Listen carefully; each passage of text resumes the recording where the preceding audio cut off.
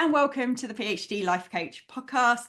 And this week it is my absolute pleasure to welcome Dr. Marissa Edwards. Marissa is the author of the Research Handbook of Academic Mental Health, and that is what we're going to be talking about today. So welcome, Marissa. Thank you so much for having me. No problem. It is my absolute pleasure on such an important topic when you've done so much really interesting work in it. So let's start out. What drew you to actually focusing on academic mental health and writing this book? Well, there's a couple of reasons. My background is in organizational psychology. My honours degree is in psychological science. I don't know if many people know that about me, but my training is in psychology. And I completed my PhD where I am employed at the moment in the UQ Business School, University of Queensland, in sunny, currently very humid Brisbane, Australia.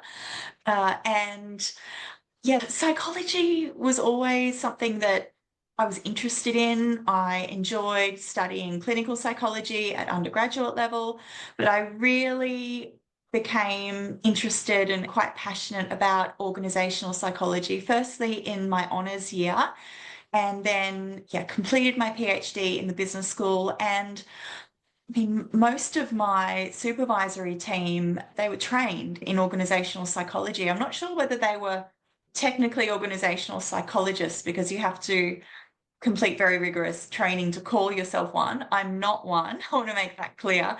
But my grounding is in understanding how people work, how people function in organizations, what are the factors that influence people's well-being at work. My PhD thesis in particular looked at the factors that predict employee voice and silence in organizations.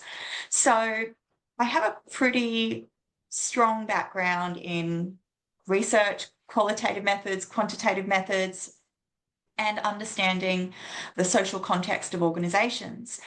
So I guess my own background was helpful in approaching this topic, but I think, like most people, there's some personal experience. Okay, so as a PhD student, I found it a very challenging time. I think, like many students, I also observed people around me really struggling.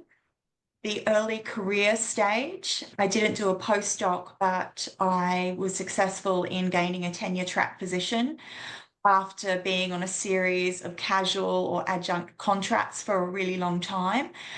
That was unbelievably stressful. So I guess I had this background.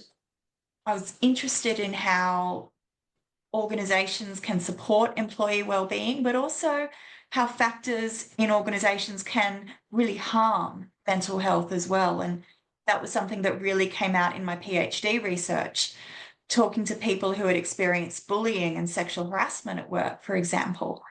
So I think there was personal experience, observation, my own educational background, but then I've also been really conscious of the research that has been emerging about the academic mental health crisis, as it's been termed in organizations. And we've seen research dating back to the 1980s demonstrating that academia is a stressful work environment.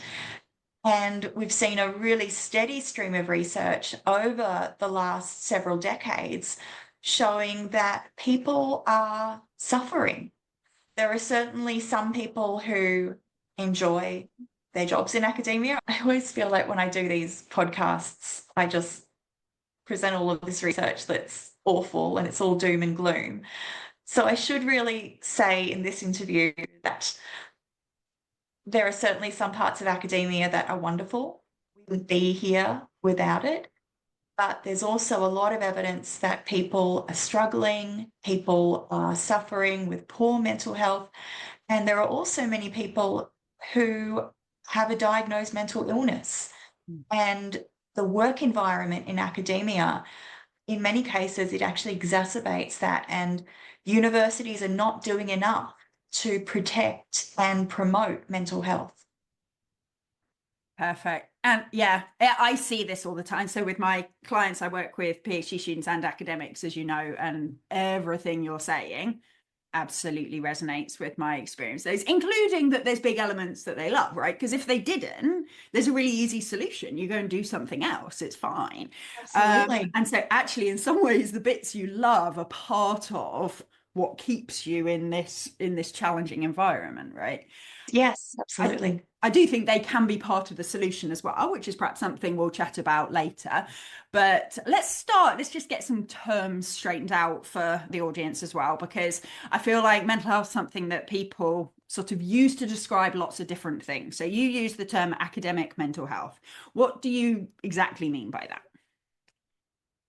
Great question. And we talk about this in the opening chapter of the Research Handbook of Academic Mental Health. We wanted to, I guess, start with some definitions. And there's a couple of them that are mentioned there, but a common one is a definition of mental health as a state of mental well-being that allows people to cope with the stresses of life, realize their abilities, learn well, and work well and contribute to their community.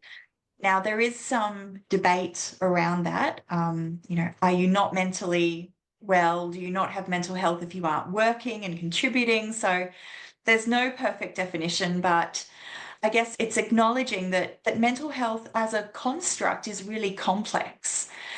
There's also the dual continuum approach, which we talk about in the book as well, and this acknowledgement that mental health exists on a continuum and that mental health is very distinct from mental illness. And often you hear people saying, well, we want to protect people from mental health at work, and it's not really correct. We want to protect people from perhaps developing mental illness. It's very different. We want to protect and promote and support mental health. And this dual continuum approach also recognizes that mental health is on this continuum and it ranges from languishing and really struggling with mental health to what we would call thriving or flourishing. And it also acknowledges that you can have a mental illness, but still be able to cope with life and still be able to contribute well and perform well. This is what I always say to my students. I teach a very large first year course, and I say organizations are full of people who do have poor mental health at times. We all have poor mental health at times. We have great mental health at times. There are also people with diagnosed mental illnesses who are able to contribute well and who are able to have profound, important relationships and contribute to society with appropriate support. So it's a really complex construct, and those are only two kind of definitions that are out there. Yeah. No, absolutely. And I love that sort of languishing to flourishing really kind of resonates with me. I guess to me, there's also an element of sort of the stability of that. One of the things I've noticed since now I didn't leave academia because of the environment. I left for lots of different reasons that I wanted to do something different. But one of the things I've noticed is the stability of my mental health now is much so I'm in a much more consistently flourishing state than I was. And I loved academia. I was one of the people that I largely flourished. Things largely worked well for me. It was, Yeah. in the big scheme of things, I was very, very lucky.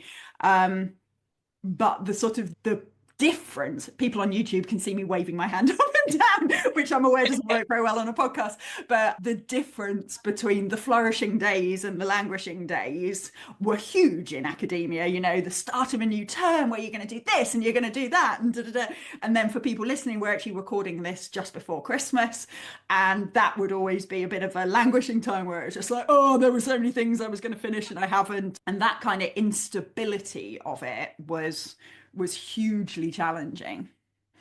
Yes, the peaks and the valleys, right? Yes. I think that's a great way that you've described it. And I think that all academics will relate to that there are certain pressure points, difficult times during a term or during a semester, and you kind of get to the end and it's almost like you're stumbling toward the finish line, and all of your energy is just focused on trying to get there and maintain your sanity at the same time and get everything done and make sure that the students' work is marked, and yeah, lots of competing priorities. So you've mentioned your research handbook of academic mental health. I'm going to show, I have an e-version. So here's that's what it looks like for anybody who is interested. I will link in the show notes as well. But I was really interested in the structure of the book. You divided it into these two sections where there's a kind of solutions focus in the second half, which was kind of what I expected there to be in a book of this nature. But the whole first half is this sort of narratives and stories. And that was fascinating, but I'm interested in your logic behind doing that. Another excellent question. My co-editors and I, Angela Martin, Neil Ashkenazi, and Lauren Cox, we spent a lot of time trying to work out the structure. We had 30 chapters, and believe me, there were meetings where we tried rearranging them and we tried thinking, oh, how could these chapters fit together, and what are the core themes across them? And I think that when you've got 30 chapters, it is a real challenge trying to work out how will you section the book. And I think we settled on this because it just seemed like this was the most logical and coherent way of organizing the content. I think at one point we did try and divide it into early career and mid-career and late career narratives as well. But we found that there were some that didn't quite fit neatly into one box. So I think we looked at what's the content of the chapters and what's the most logical way of organizing what we have. And we were really lucky that we received many submissions in which authors talked about their experiences as PhD students or PhD researchers or candidates, whatever your preferred term is. And we did try and organize it as such. We started with PhD narratives and we moved into early career. Then we kind of expanded to academia as a whole, because there were some that just didn't really fit into the boxes. But we really wanted to say in the first part, what are the issues? What are some of the major, I guess, problems or concerns in academia today? And then in the second half, well, we've presented the challenges and you've heard some of the individual stories. And then how can we go about addressing this? What are some of the interventions that have been proposed? What are some ideas about how we might promote mentally healthy workplaces within universities? What can we do? So I guess we didn't want to just reiterate what we already know, which is that universities are by and large not mentally healthy workplaces. And I think that we wanted then to say, how can this be addressed? We didn't just want to end with, we have a huge problem here. We wanted to offer some solutions. Yeah. And I think, for what it's worth, I think it works really well because I think there's something around, you know, as you say, you could have just had a quick introduction. We all know there's a problem. This is the evidence there's a problem. Let's crack into solutions.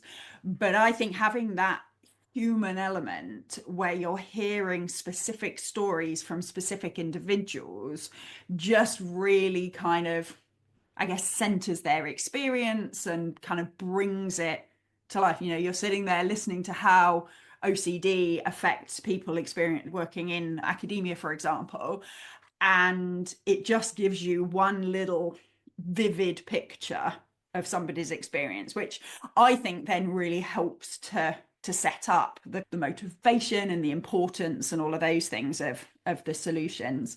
I also think I think most people will see themselves in at least one of the narratives as well. And I think there's something special about going, oh, that's, you know, that's kind of like me. Oh my goodness, yes, I get it. And that I think as a reader is really powerful. Absolutely. Thank you. Yeah, we were incredibly lucky to receive some amazing submissions for this book. I also want to acknowledge that it doesn't address everything. Mhm. When we were writing the introduction and writing the conclusion, we were really conscious that we would have liked to have seen more submissions from academics of minority backgrounds, for example. We would have loved to have maybe some more research into undergraduate student mental health. Although, as we say, PhD student and early career academic mental health have not really been addressed as much as undergraduate student mental health. You can see studies of undergraduate students going back into the 1980s and 1990s, whereas comparatively, there hasn't been as much research into doctoral students until fairly recently. There was a major, I think, 2014 study that really prompted a lot of research. And I guess on one hand, we would have liked to have had more discussion of undergraduate student mental health, but at the same time, we also had 30 chapters, and the book would never have been finished had we kept accepting submissions. So I think we make quite clear that it is starting point and really also builds on the work that's been done already. Obviously, I think it's hopefully a starting point in that it's a really comprehensive collection of research and personal narratives, and hopefully it will inspire more research in future. That's what we want to see. Yeah, for sure. And again, I think for undergraduates, the academic staff are their psychological environment in many, many ways. And so, whilst you Absolutely. don't address undergrads specifically, and I do a lot of this in terms of supervisors and their PhD students, right? I don't think we Yes. can notably improve PhD student mental health without improving supervisor mental health, because whilst PhD students have all their own theories as to why supervisors behave particular ways, in my view, 99% of supervisors want to do a great job with their PhD students. They're just Yes. usually a bit too stressed, overwhelmed, busy, etc., to turn up as their best selves all the time. So I think when Yeah. you start with that part of it, you change the undergrad climate without even covering them in the book. Absolutely. Okay, so were there any of the narratives that particularly surprised you or touched you? There I know that's like were, picking your favorite child, but I'll put the caveat in for you that obviously I'm sure you love all of them. But were there any that were particularly striking? yeah, thinking specifically about the narratives, we had a chapter that was written by three autistic doctoral researchers, which was just brilliant. They were just so open and honest and really talked about the fact that masking is something that they have to do, but given the work environment and given the culture of academia and the real struggle that they live through, having to mask the behaviors and mask a really important part of their identity.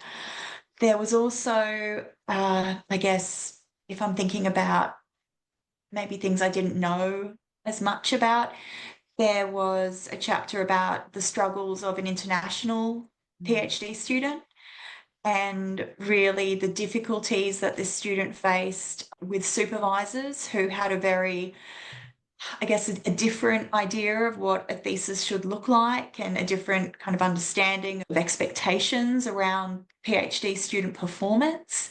I think I don't, in retrospect, I don't think that I really appreciated how challenging it is for a doctoral student to begin with, but to go to a foreign country and to study and to have all of that, all those additional challenges, that whole extra layer on top of just completing a PhD, that really opened my eyes. We also had one about an older woman who completed her doctorate in the middle of the pandemic. Just all of these extra challenges that people face that you don't really think about until you hear their stories. That was really important. And then we had, I think you mentioned there was another chapter, an author talked about her experience of being in academia and living with obsessive compulsive behaviors and anxiety and depression. And just the fact that you are working in this hyper competitive, long hours culture, and you're also trying to live with a mental illness. And it really made me think that, these people are incredibly strong. And I don't want to use the word inspiring because, I have a chronic autoimmune condition and I don't really like being held up as an example of someone who's inspiring. But I think that, people who are struggling with poor mental health or mental ill health or even a mental illness, a lot of them are getting out of bed, going to work each day, or looking after their family, or both. And it's there's just so much energy. And for many, it really is a daily struggle. And I think that university leaders need to look at the work environment in universities today and look at the factors that contribute to poor mental health and really say, we have not only a legal obligation, but a moral obligation to do something about this. Yeah, absolutely. Quick interjection. If you're finding today's session useful, but you're driving or walking the dog or doing the dishes, I want you to do one thing for me after you've finished. Go to my website, phdlifecoach.com, and sign up for my newsletter. We all know that we listen to podcasts and we think, oh, this is really, really useful, I should do that. And then we don't end up doing it. My newsletter is designed specifically to help you make sure you actually use the stuff that you hear here. So every week you'll get a quick summary of the podcast, you'll get some reflective questions, and you'll get one action that you can take immediately to start implementing the things we've talked about. My newsletter community also have access to 1 session a month of online group coaching, which is completely free, but you have to be on the email list to get access. They're also the first to hear when there's spaces on my one-to-one coaching or when there are other programs and workshops that you can get involved with. So after you've listened, or even right now, make sure you go and sign up. One of the chapters, of course, in the narratives was written by you and your colleague, Dr. Zoe Ayres. I wonder if you could just share a little bit about that chapter. Yeah, of course. Yeah, it was a joy to write with Zoe.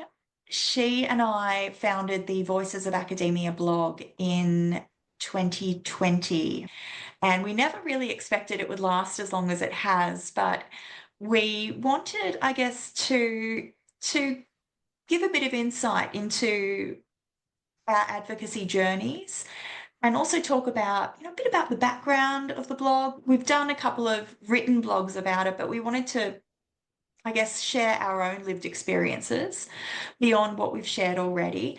And we talked about our experiences as PhD candidates, and then as, in Zoe's case, doing a postdoc, myself as an early career academic.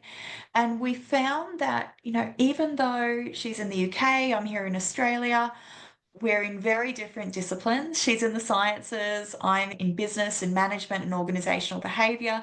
Our experiences were quite similar.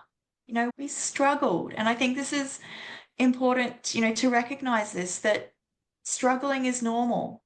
Unfortunately, really struggling is unfortunately becoming normal in academia. Like, most people will have some experience of struggling either with stress, burnout, poor mental health, or a diagnosed mental health condition. And Zoe and I wanted to really be open about our experiences. And I think hopefully in doing so, other people will feel less alone, and to recognize that we have managed to, I guess, forge our own paths. Zoe is now working in industry, really wonderful, amazing person, and a really highly successful advocate for mental health in academic settings. And yeah, it was quite a cathartic experience. And I guess we wanted to talk a little bit about the blog as well, and share that advocacy is hard. A lot of what we did when we were starting out, we didn't know what we were doing. Like, we were like, oh, let's create a blog, let's get a WordPress account, let's see what kind of traction this gets on social media. We didn't even know if we would have authors who were willing to share their stories, much less readers. And with the support of a lot of people, we've managed to keep it going for several years now. So it was nice being able to share that.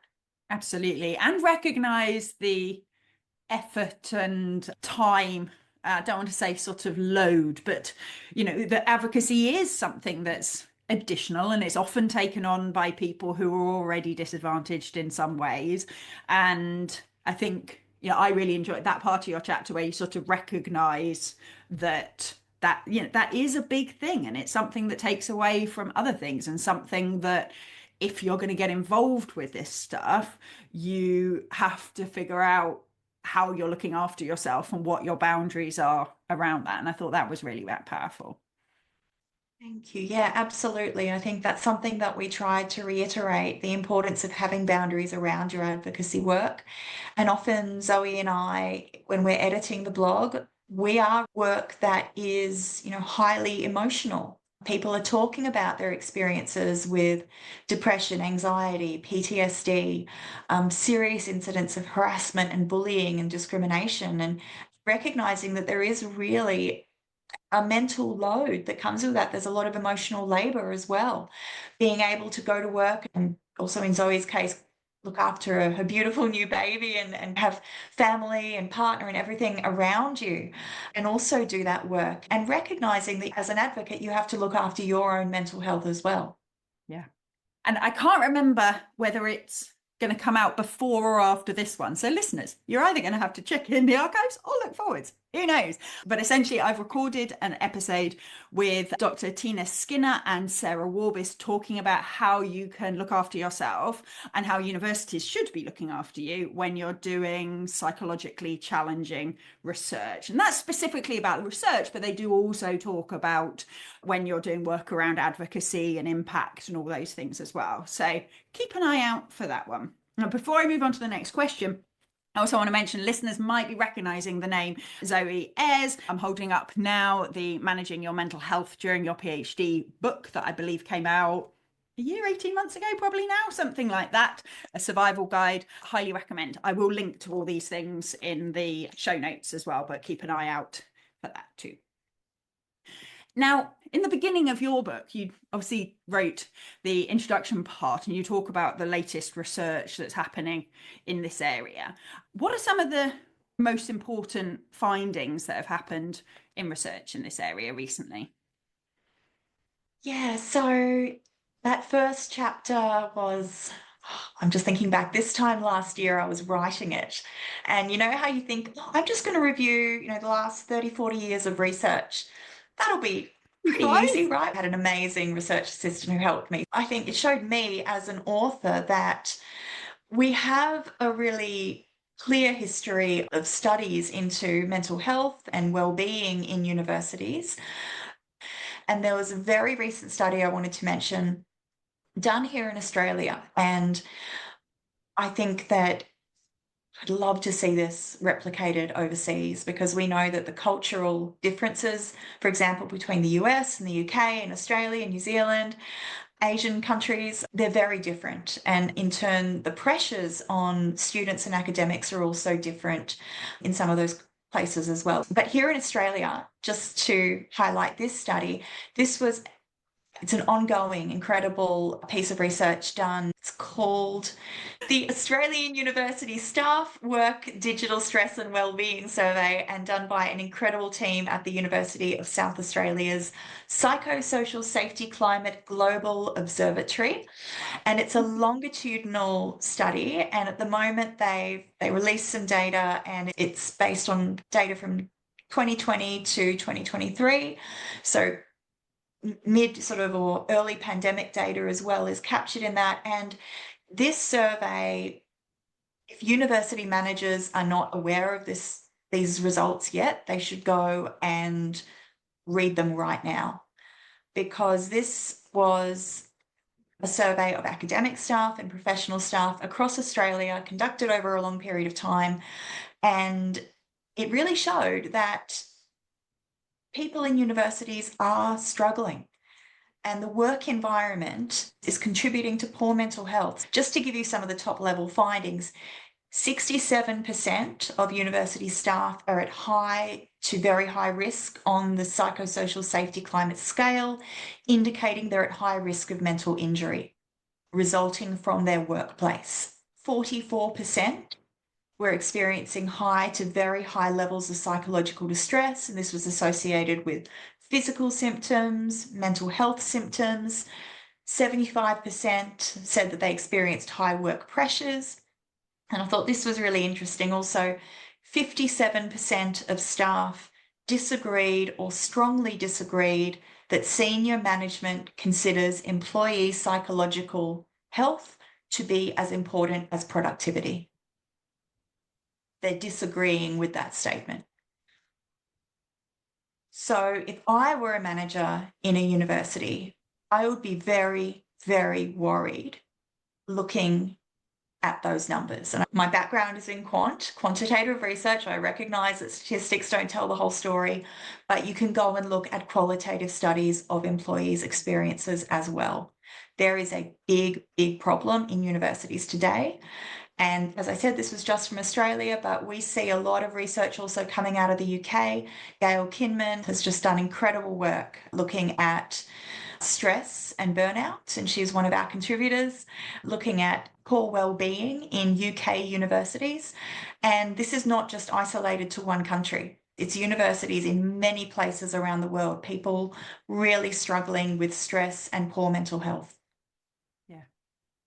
And I wish I could say I was shocked by those numbers, but based on my own experience of academia and the things I hear from clients and so on, and obviously I now get a skewed sample because they're people that have come for coaching, but when I was back working with people all over the world, really, I recognize those numbers. It's like, it's terrifying to see them in sort of cold hard numbers like that, but it's it's exactly what The reality.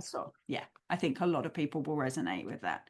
I think it's interesting. Another episode that I've got either coming out or coming out soon, I can't remember, is with somebody called Andy Brown, who wrote The Emotional Overdraft, which was originally for people who are entrepreneurs, and about how some businesses only stand up because they are going into an emotional overdraft of the founders, and that if you kind of stopped compensating with that, then the business wouldn't be functional.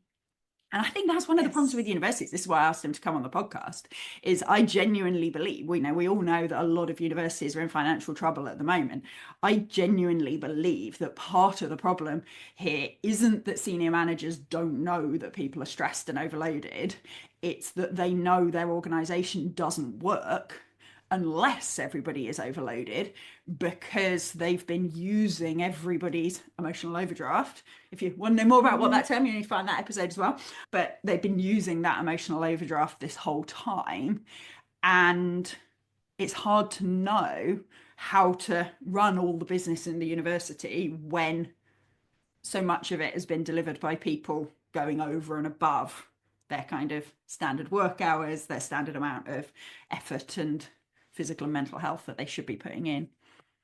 Yes, I totally agree. This, as we say in the book, this kind of change is not going to happen overnight. I mean, universities have been overworking their staff, in many cases underpaying their staff as well. You just have to look at some of the wage theft cases here in Australia.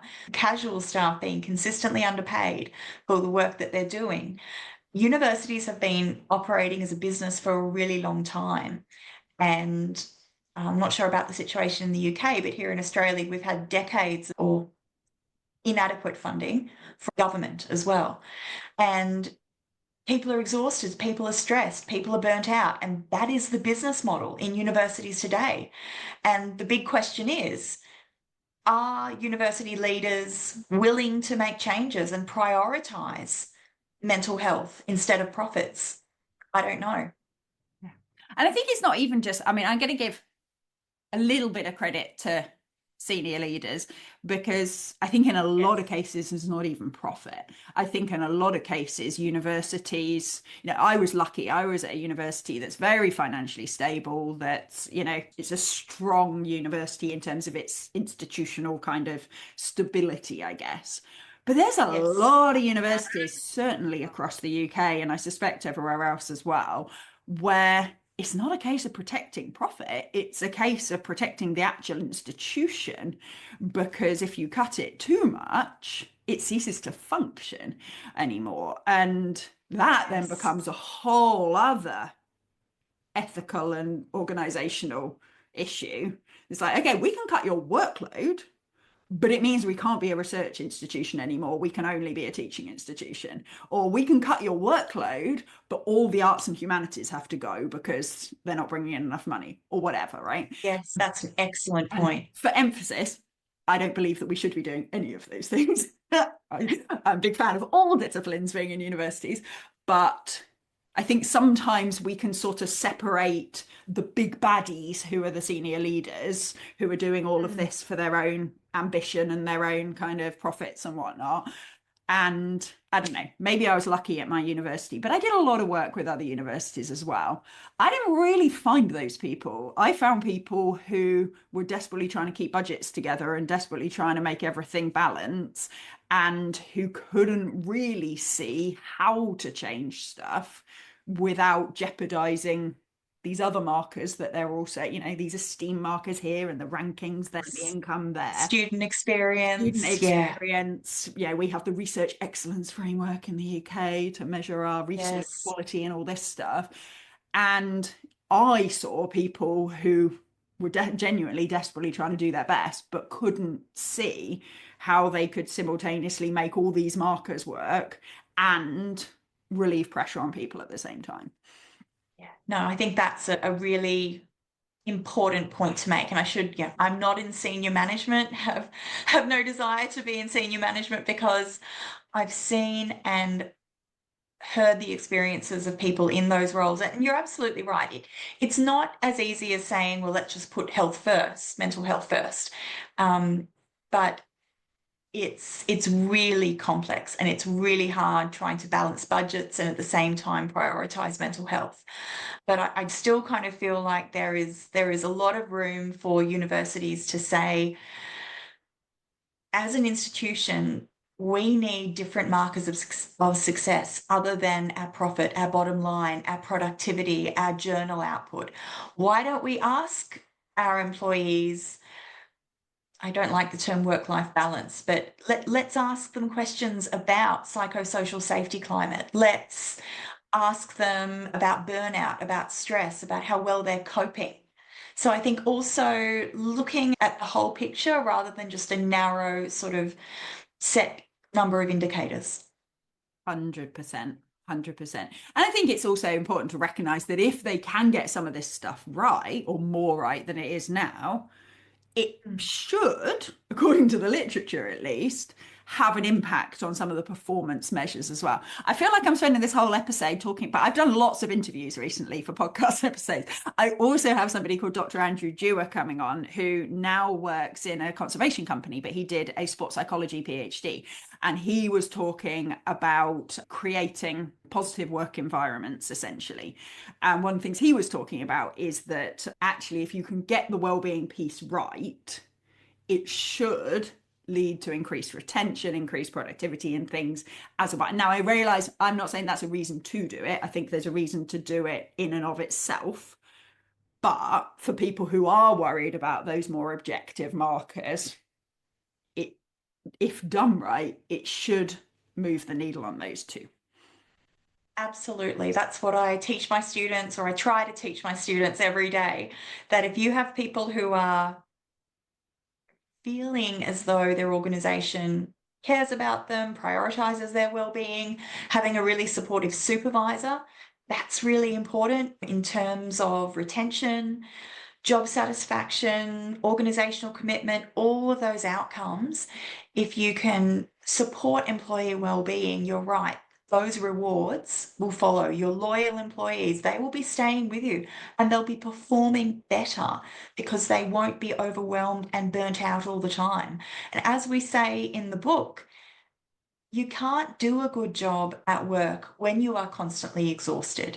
You can't do a good job for your students, or in particular your PhD students. You can't do a good job in your teaching and your research if you are constantly overwhelmed and exhausted. It's just, as human beings, we're not meant to function like that. I do know a handful of academics who are very good at performing at a high level, even when they are overwhelmed and stressed.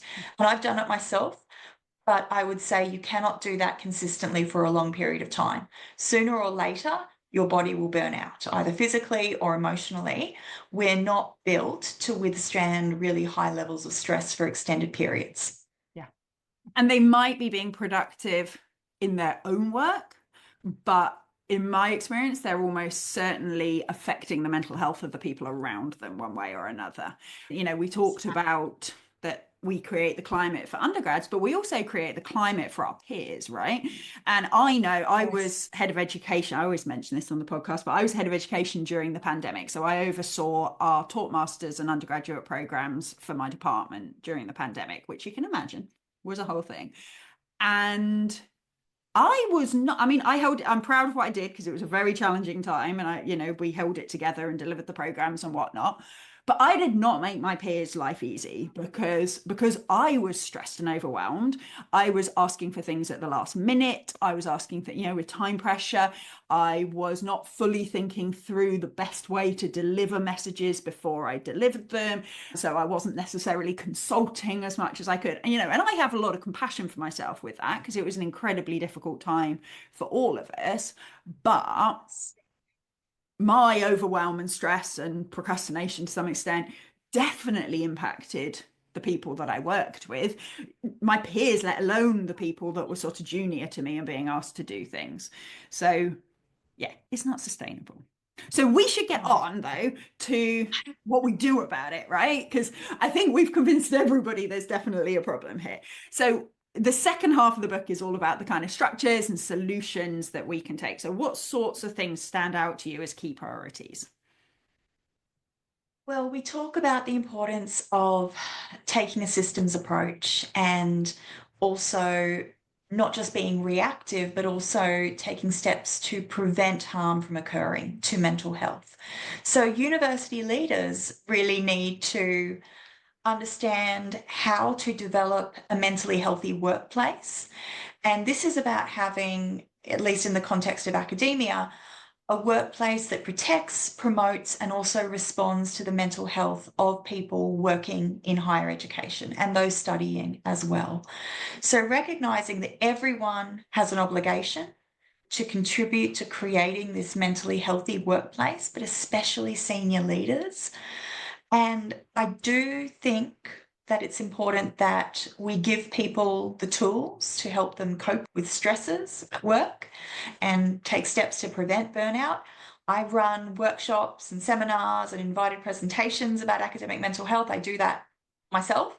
But we know that if you really want to create a mentally healthy workplace, you need to make changes structurally and culturally as well. And often on social media, particularly at Twitter, you hear about universities having a mental well-being day or offering a yoga session or a mindfulness session. Llamas. And Llamas I've yeah, seen. llamas. Alpacas come to campus. And I mean, don't get me wrong, Exactly. I'm going to go and visit Exactly. the llamas given the choice, but I don't think it's going to influence my overwhelm. Oh, exactly. Look, I'm a huge dog fan, as anyone on social media will know. I think dogs are incredible. They have a real therapeutic Best thing on earth. impact. They're amazing. Exactly. Dog people find each other and know each other. But, having puppies on campus a couple of days out of the year is not going to be enough to support people who are overworked, exhausted, worried about their job security, burnt out, dealing with negative student evaluations, all of these other factors in the workplace. They need to be addressed. It's not just about individual level interventions. They can help, but it's not enough. I would also argue that universities need to hire and promote people who care about mental health, who are also going to be healthy role models. And I've discussed this with colleagues recently about the fact that there are many senior scholars in academia who are not great role models. And I talk to PhD students a lot, and they talk about the fact that actually their supervisor engaged in behaviour that was highly exploitative, or they bullied their students, or they harassed their students, and they created a climate of fear in the lab that they were running. Universities should not be protecting and promoting those people.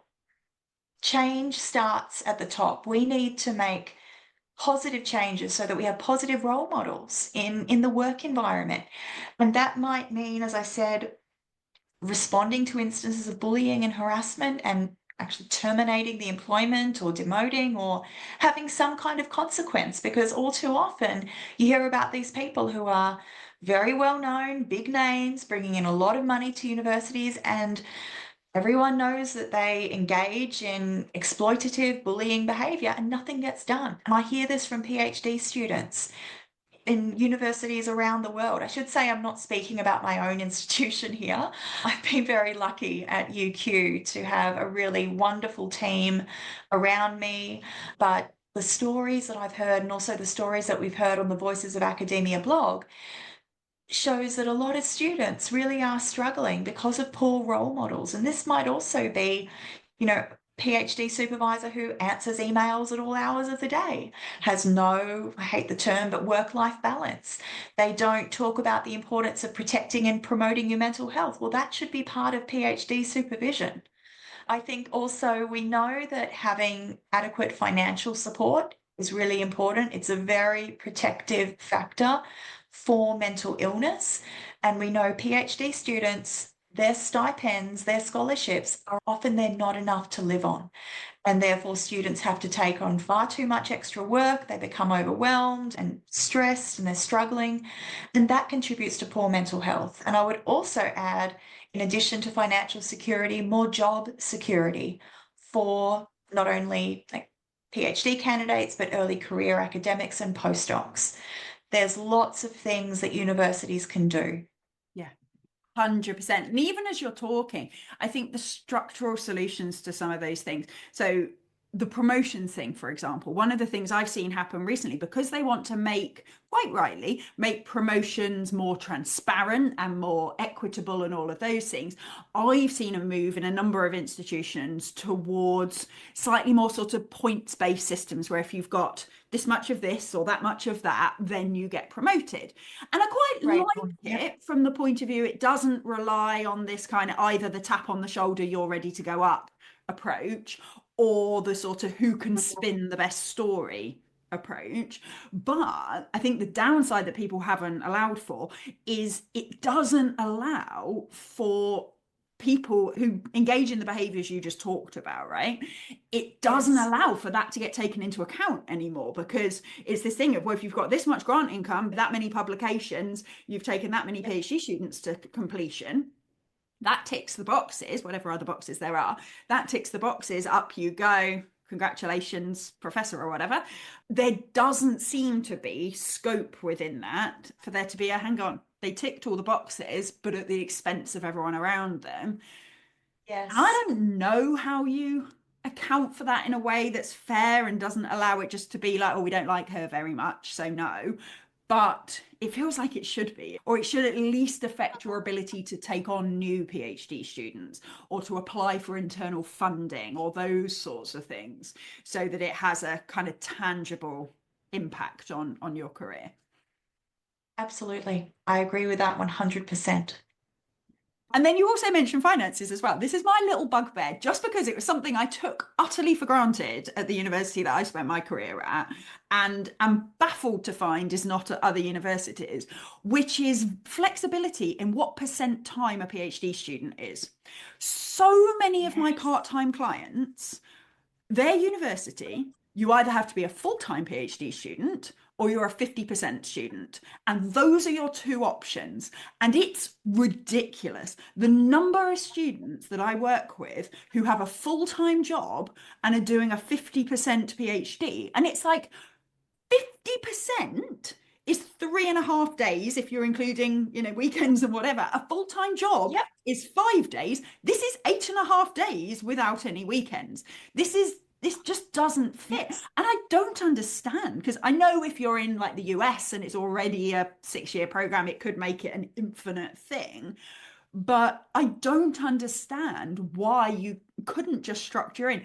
You're on a 0.2, you're on a 0.6, whatever works with the amount of external work you're having to do to live, so that you can do your PhD at something that's remotely plausible. Because I don't know how you do half of a full-time PhD while you've got a full-time job and children a lot of the time.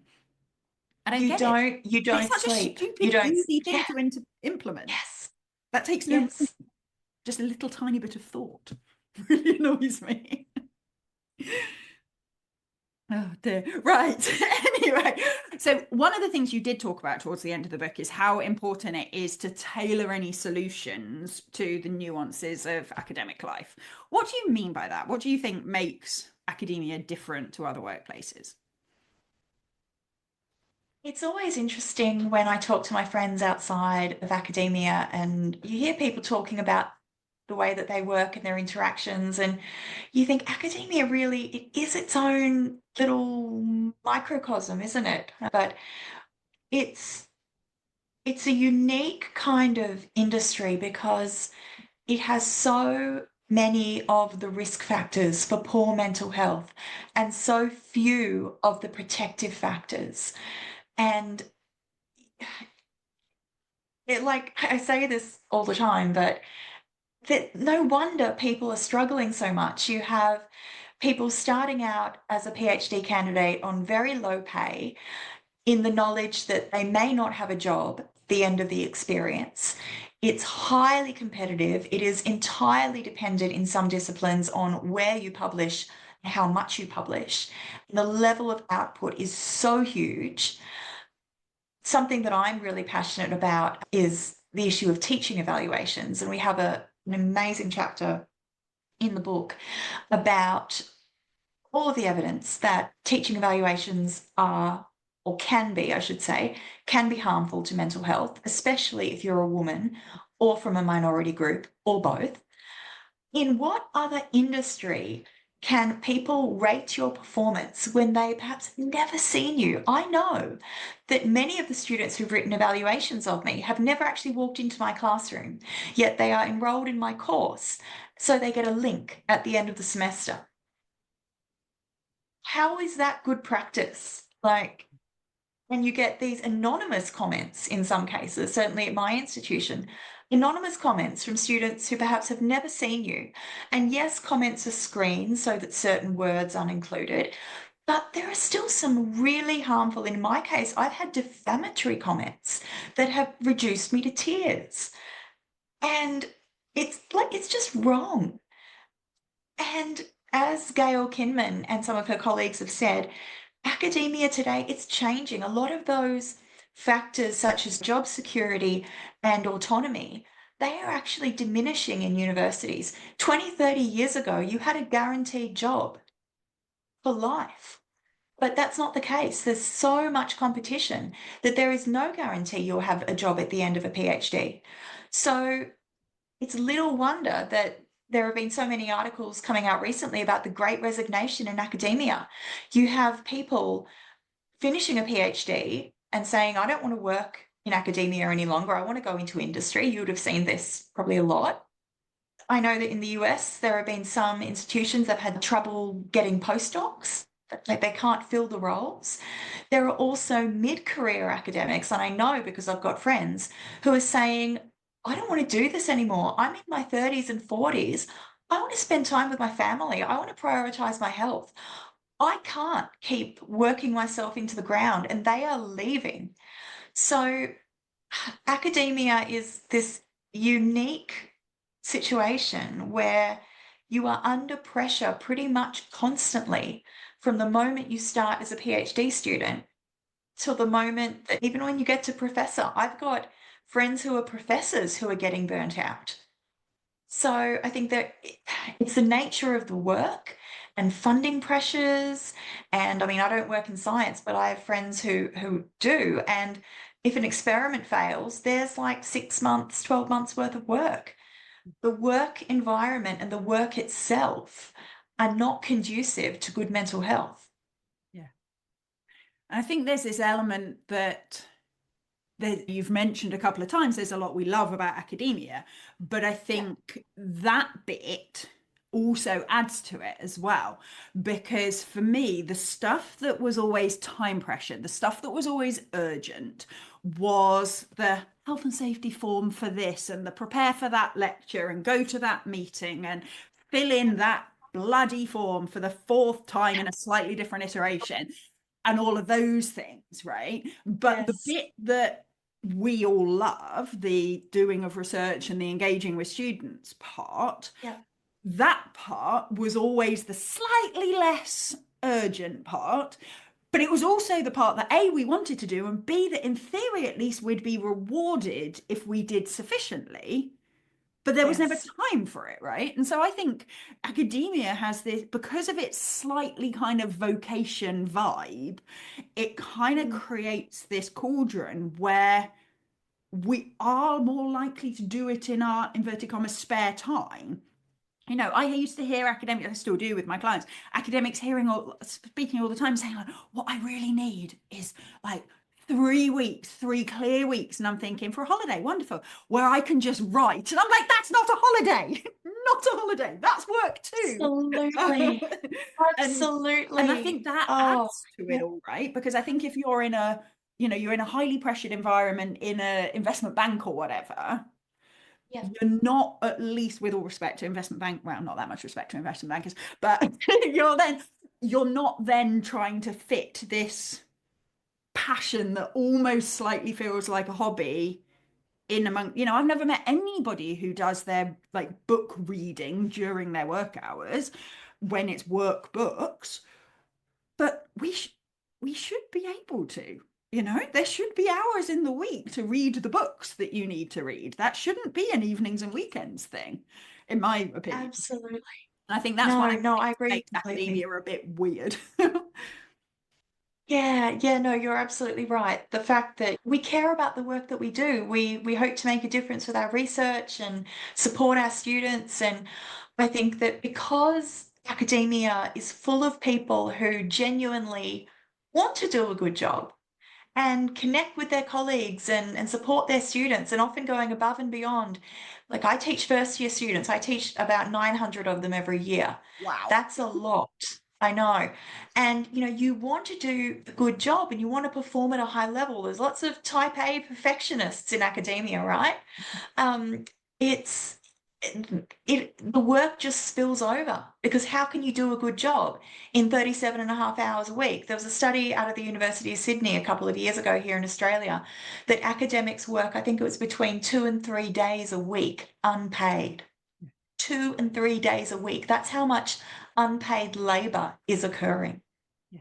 And the other point, which I think is really important, is because of the job insecurity and the pressure around appointments, the prevailing sort of idea is, well, if you don't like it here, you can leave because there's like 10 people in the queue behind you who would love your job, who can probably do it for a short period of time until they burn out as well. And I've seen this happening. I've got friends in medicine, and it's almost like that same sort of cultural belief is happening here. Like jobs are scarce. So if you don't like it here, you can go because we will have no trouble filling your position. So that just adds to the pressure and to the stress. Definitely. And I think we're also really good at adding it to ourselves, right? We're also really Yes. good, partly because we're passionate at what we do, but partly because you can feel a bit vulnerable and a bit scarce that I really got to have all these things going. That actually, even when we're told, focus on quality of papers rather than quantity, in the research exercise excellence framework in the UK, over the period of the assessment, you have to have 4 papers that's like your individual submission. And there's a big push to, you don't need to publish 20, let's do 4 good ones.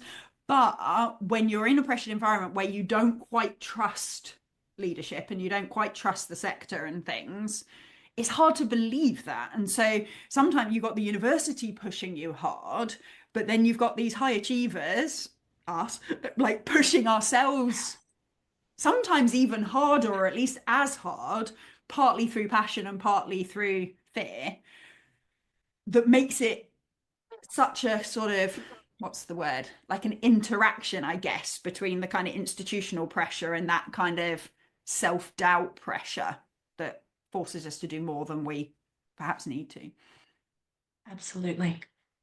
So that actually leads me in really nicely to my last question. So a lot of the people who listen to this podcast are PhD students and junior academics. I have some more senior listeners, but all of them, in the context of this big sort of sector-wide issue, are still doing their work and need to look after themselves. So while this more structural change is hopefully happening to some extent, how can people look after themselves?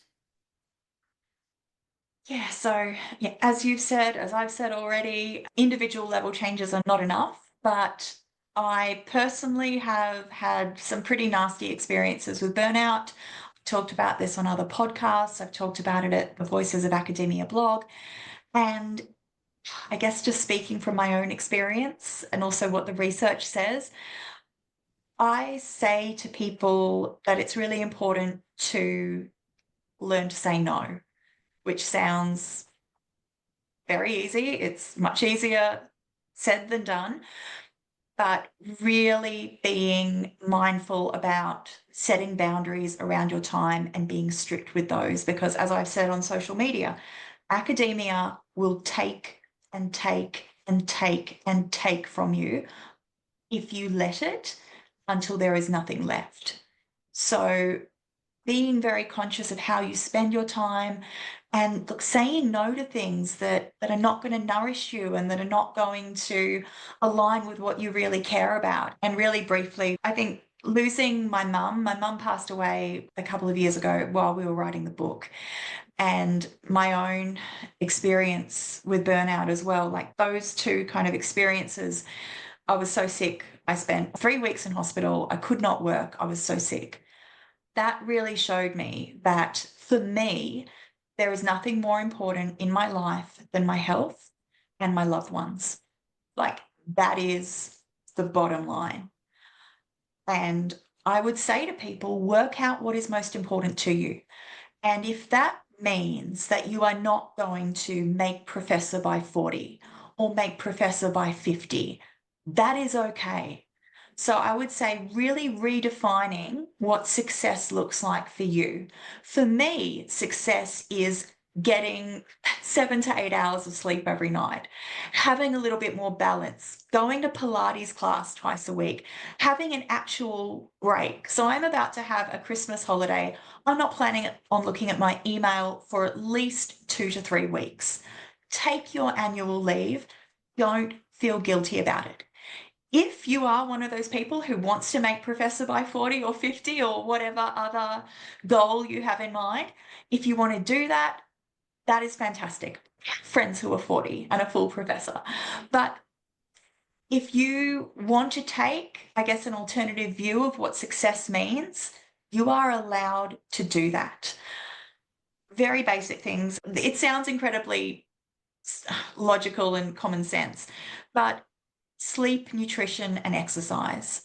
If you can pay attention to those building blocks of mental health, that will help you to support your mental health. We know that even just missing one night of sleep, that affects your emotion regulation the next day.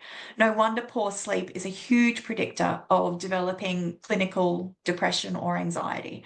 So food, nutrition, exercise. Exercise is one of the biggest factors that can protect your mental health, can help you cope with stress. For leaders, I would say develop a culture in your organization where mental health is talked about, where we share our experiences. You allow and you encourage your employees to take breaks. I'm so lucky to work where I am. We have senior leaders who will say, I am taking 2 weeks off. I won't be looking at my email. I won't be responding to emails at all hours of the day. All of these little things, finding ways to nourish yourself outside of work, truly disconnecting from work, having regular breaks. And I would sort of end on two things. For PhD students in particular, having a peer network, having social connection is so important. Again, it's a really big protective factor when we're thinking about things like anxiety and depression.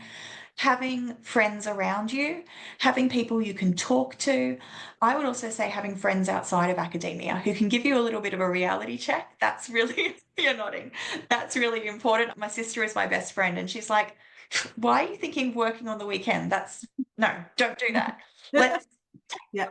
to the park. Let's go on a holiday, having people around you to give you that reality check. And I would also just finally say, because I'm doing a lot of research in this area, just being compassionate with yourself and not beating yourself up if you don't make that, I guess some deadlines are really important. I shouldn't use that as an example, but just being kind to yourself. And if you don't meet all of your goals one day, that is okay. Speak to yourself as you would speak to somebody you love. Like, that's a really common self-compassion exercise.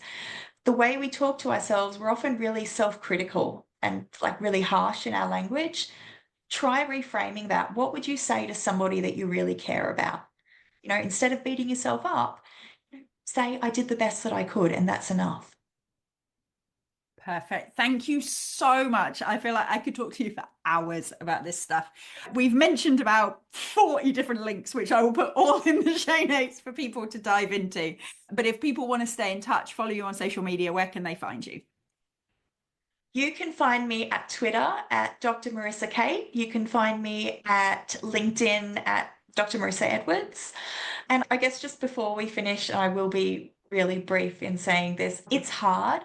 Like, it's really hard trying to treat yourself with compassion. It's hard saying no. I've learnt that. It's taken me years and years, and I don't get it right every time. But just trying is good enough. Perfect. Couldn't agree more. Thank you so much, Marissa. Thank you, everyone, for listening, and I will see you next week.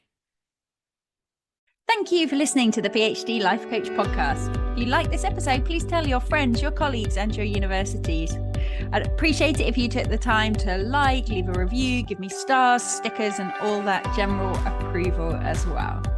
If you'd like to find out more about working with me, either for yourself or for people at your university, please check out my website at thephdlifecoach.com. You can also sign up to hear more about my free group coaching sessions for PhD students and academics. See you next time.